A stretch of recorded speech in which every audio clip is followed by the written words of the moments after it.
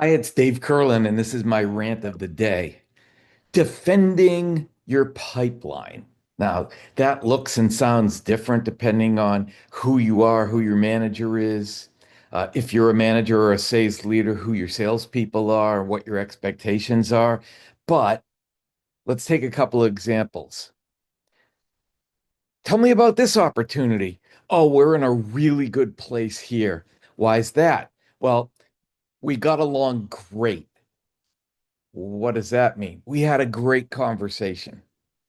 What does that mean? They really seem to like me. Well, what does that mean? That's defending your pipeline the bad way. That's feelings. Feelings have nothing to do with the quality of an opportunity, the stage it's in, or the likelihood that it's going to close, for how much or when. Let's take another one. Oh, I'm really excited about this opportunity. Why is that?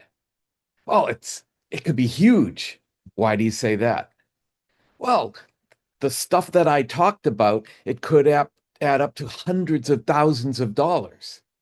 Well, what makes you say that?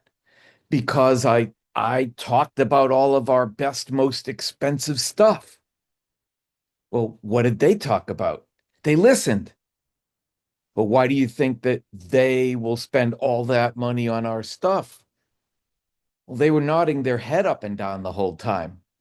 Yeah, to the music playing in their earbuds, not being able to wait for this meeting to end. Let's take another situation. When's this opportunity going to close? I have it down for June 15th. Why then? Because I expect to have a proposal in their hands June 10th. And then what? And then they'll review the proposal and let me know. According to who? Well, that's just how I think it's going to go. But how do they think it's going to go?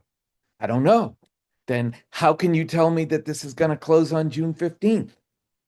This goes on over and over with most salespeople in most companies, in most industries, in most parts of the world.